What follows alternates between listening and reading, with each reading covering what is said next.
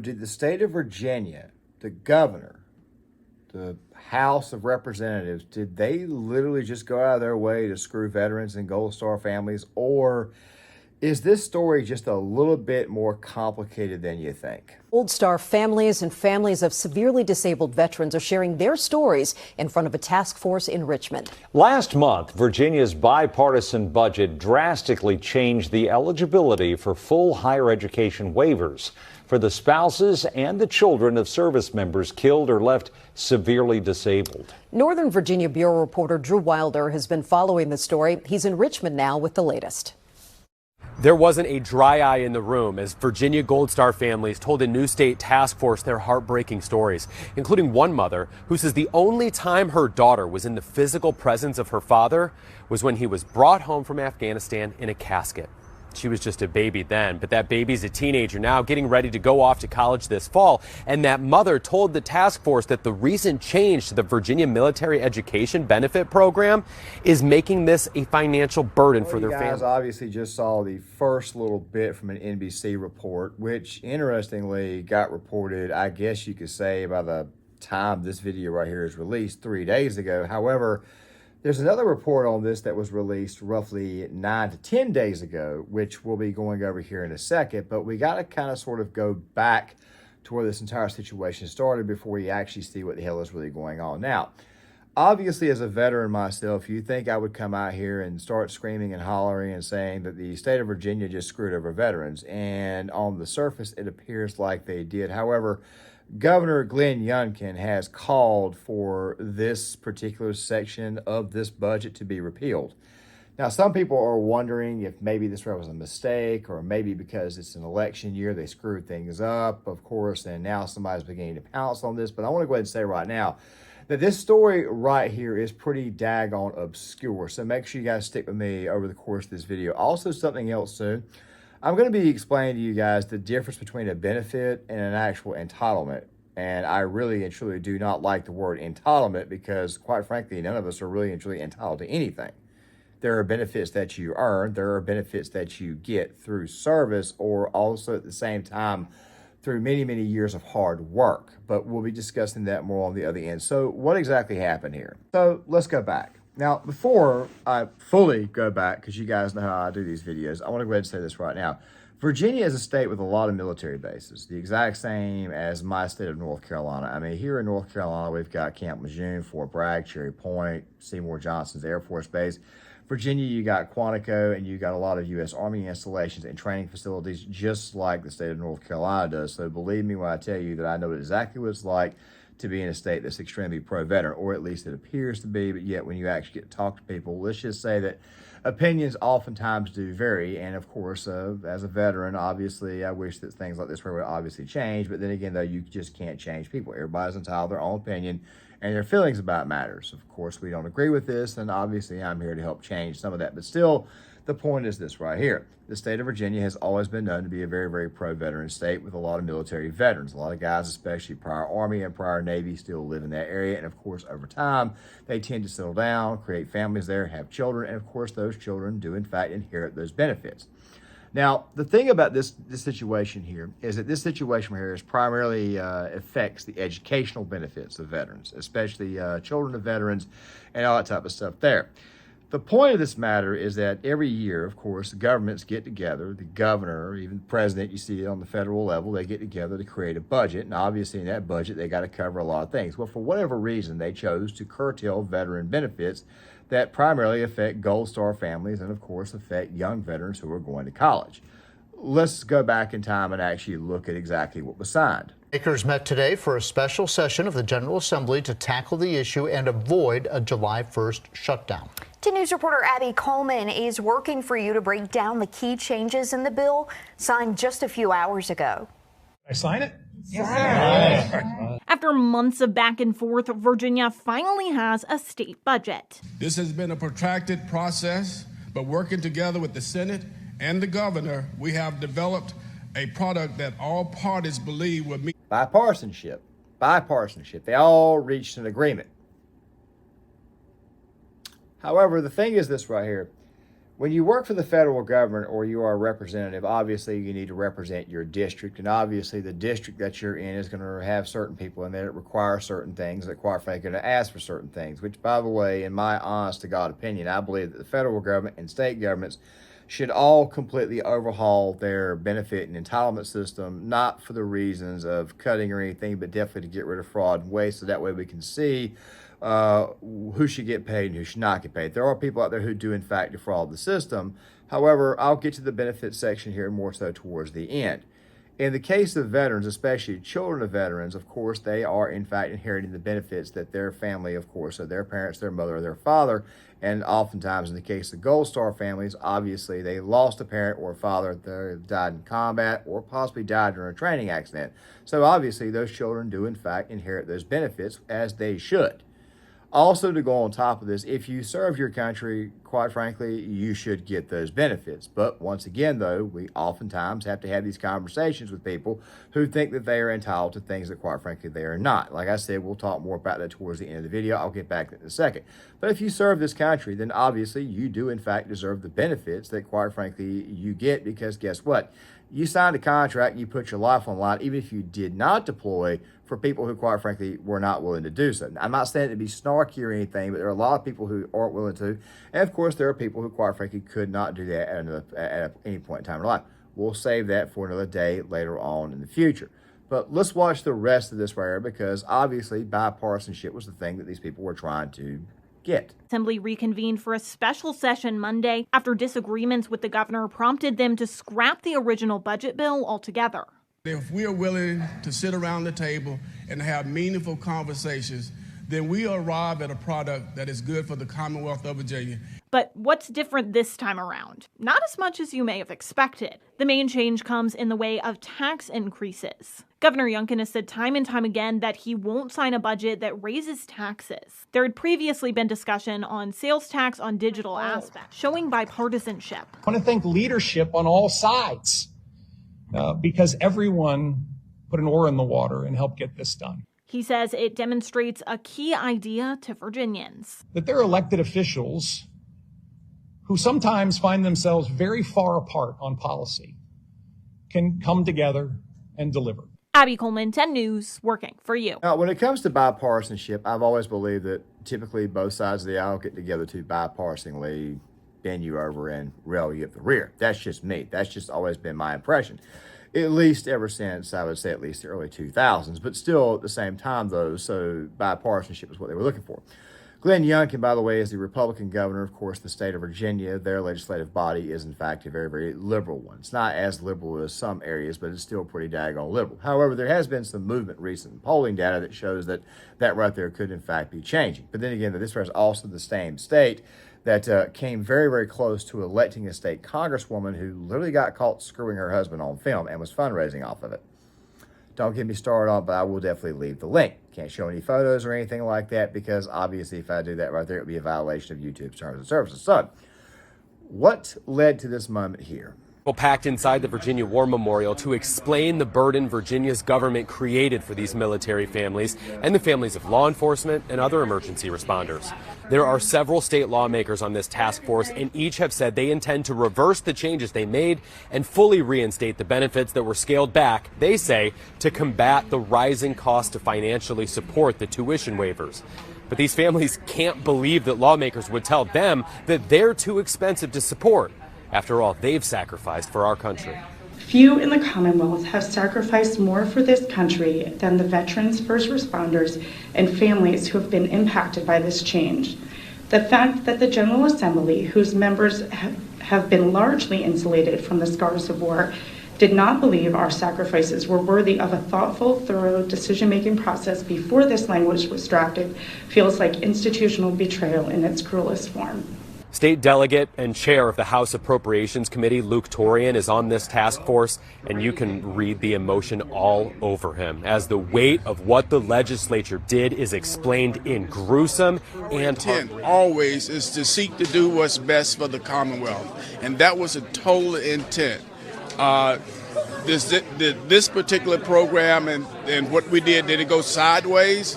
Obviously, from what we're hearing, it went sideways. We're going to address the concerns, and I believe that once we've had an opportunity to do so, everyone will be pleased. Virginia's General Assembly is going to reconvene here in Richmond on June 28th, where they are going. Now, really quick, and I let that clip run a little bit longer than it needed to run. And don't worry, we will get to the other report that kind of sort of in a way sort of contradicts this one and kind of, I don't want to say this right before. Let's just say it was the report that was already on the ball in this case. So this particular NBC report, as you guys obviously saw with the end card, with the card that I showed you guys, this right here was about 2 days ago. It would be 3 days ago as of tomorrow afternoon when this video is released. The thing about this particular report is that it comes 6 days after another report, and of course that right there happened 3 days after an additional report when the governor himself, Glenn Youngkin, decided to say, wait a minute. I'm getting phone calls telling me that there's something wrong with this bill that we passed, something wrong with the veteran benefits that are obviously supposed to go to our great veterans who serve this nation and their ability to go to school. It's the thing that, quite frankly, they kind of get in their contract because you get a GI Bill. And, of course, the states oftentimes have their own little benefits. Some people have better access to Pell Grants than others. It's a completely different conversation altogether, but still at the same time, though, obviously the governor, after you hear this next report, he had obviously been alerted to the situation, which makes me wonder why it was that NBC, the local level, suddenly decided to actually do a video or do a report on this when they probably should have reported on this at least the same day or probably before that. It almost feels to me like maybe some framing is going on, but let's go back to the first report on this and let's see what's going on. And Gold Star families in Virginia. Miles Hood spoke with the governor about his plans. The Virginia Military Survivors and Dependents Education Program is a tuition waiver that allows dependents and spouses of veterans killed or disabled to go to college for free in Virginia. Recent changes to how the program works have the governor calling for changes. I am committed to reversing the substantial changes that were included in the budget. Concerns over funding and longevity had legislators add language to the budget that alters how and when families can use VMS money, affecting the eligibility for many of the families using it. It's about 30 seconds that you guys just saw right there, and you heard what the governor had to say, and obviously you got a little bit about the actual assistance program itself. But I want to say this right now because it is an election year. They will play politics when it comes to this issue. As a matter of fact, they continue to still play politics on this same exact issue.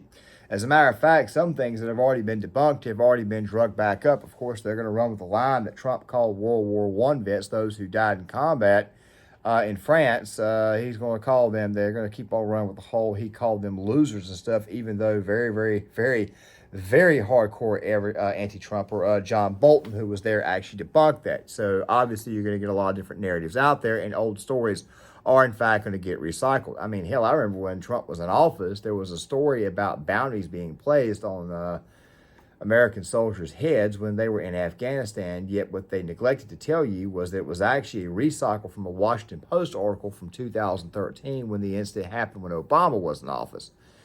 It's exactly how our news media works. They're very deceptive on how they do things. Now, I'm not doing this just to be pro-Governor Glenn Youngkin. I really and truly don't care for Youngkin that much. I don't really know him. He's not my state's governor. We have a terrible governor here in Roy Cooper where I live at, but still at the same time, though, I'm just set this way here. I didn't exactly think that Youngkin did a great job when it come to, I don't know, maybe having law enforcement show up during those Roe v. Wade protests to protect the homes of Supreme Court justices. He was a little bit late on that one. And there was even an attempt on Justice Brett Kavanaugh's life, his family actually, his house itself. A guy actually tried to go in there and blow his home up. But still, though, the point is this right here. These types of situations, if a governor realizes that he screwed up, I can actually give the governor credit if he calls him back in. Now, before somebody says he's only doing this because it hurts him for re-election chances, I want you to know this right now. I would be inclined to bite on that, but the problem is this here. In the state of Virginia, governors only serve one term. They serve one term and then they're out of office for 4 years or longer. They can seek office somewhere else, and they can run again if they want to. I'm not so sure Youngkin wants to do that. I think it's very possible that he may be trying to angle for Trump's vice presidential slot, or it's very possible he may try to run for the Senate in 2026. What I'm saying is I don't see an actual situation here where the governor may say, hey, look, man, my re-election chances are in jeopardy. I need to go ahead and call these people back in. I'm not seeing that at all. I think this right here may have been a situation where both sides of the aisle royally screwed this one up, and people have been calling the governor, probably from students to universities to families, to also not just that, but also probably members of Congress themselves. But let's go ahead and watch some more of this. Coaster in terms of emotions. It's been hard. We've had veterans that we've been worried about. I'm sure Gold Star families aren't taking this easily either. Caitlin Goodell Porter is one of those military families that uses the program. She served in both the Air Force and Coast Guard and was injured during her time serving. Now living with a traumatic brain injury, Goodell Porter has become a fierce advocate for VMSDEP. It's an earned benefit. It's truly a valuable benefit, not only for the family and the spouse, but also for the state. As it currently stands, the VMSDEP waiver has now become a last dollar payer, affecting the eligibility for many families using it, a major point that Governor Glenn Youngkin says needs to change. Our military and veteran heroes, they didn't hesitate for a minute to answer the call to serve our nation and to stand up for our freedoms and liberties. And we shouldn't hesitate to come together and address this situation, provide real clarity and certainty to the process going forward, and make sure that we're listening to those that have served us. Miles Hood, 13 News Now. The governor sent a letter to state Senate and House leadership expressing a desire to work together to preserve the program for the future. So I let all that run out. And of course, the impression that I get here is do better. That's what I get. Do better.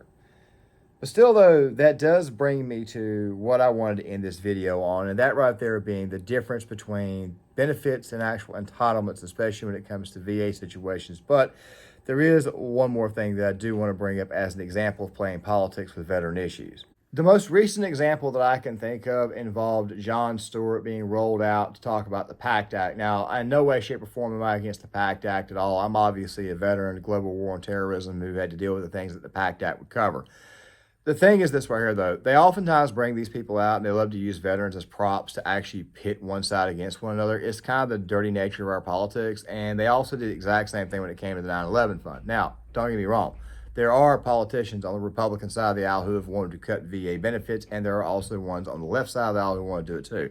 It just happens to be more prominent from the left. But of course, when somebody from the right does it, we definitely get a little bit more, how do I say, it definitely raises a much, much larger eyebrow because you're supposed to be pro-military and you're supposed to be pro the people who are pro-military. We are their primary constituents.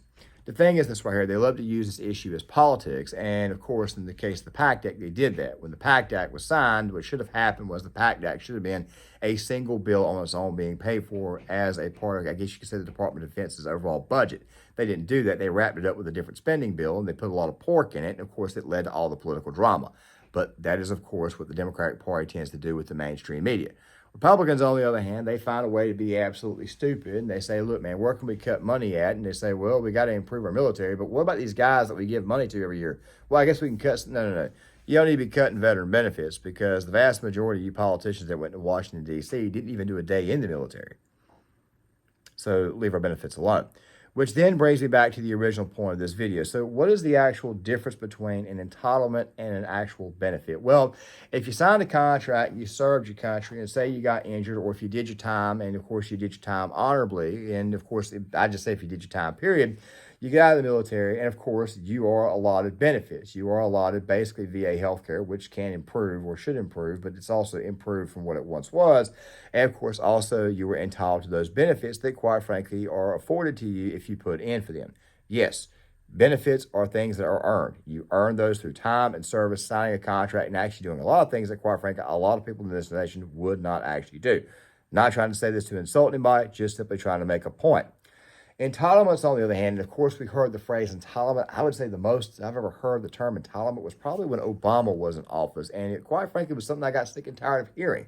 I'm entitled to this, I'm entitled to that. Look, you're not entitled to anything. You're not entitled to Jeff Bezos' money, and while I'm not the biggest fan in the world of the rich, I do understand it's the wealthy who pay the bulk of the taxes and also put the vast majority of money into the jobs of this nation. I mean, I am a pure capitalist. I think that crony capitalism and consumerism is a problem because now the issue then becomes morality, which is something we really have a problem with in this country. But the fact of the matter is that if you've got these veteran benefits, chances are you earn those veteran benefits. And guess what? If I have children, they earn those benefits too because they are an extension of me. Social Security, just simply clean up the fraud and the waste. Don't raise the retirement age. Of course, I've done a video on that. That right there, of course, is the real difference between entitlements and, of course, benefits. Unemployment benefits. You worked a job, you got laid off, you get unemployment benefits. Okay, welfare, I'm not in favor of cutting it, but I am in favor of putting a work requirement into it. Of course, you got to have a work requirement to actually get any type of benefits anyways. Disability, of course, I understand that there are scammers out there. Get rid of the scammers, get rid of the fraud, get rid of the waste. Outside of that right there, I really and truly don't have an issue when it comes to overall benefits. What I do have an issue with is the entitlement behavior that we have that makes people think that they can take what it is that does not belong to them. But you guys tell me what you think in the comment section. I would love to hear what you guys have to say. Make sure you guys hit the like button, subscribe, share the video, sign off in the comment section, and I'll see you guys later.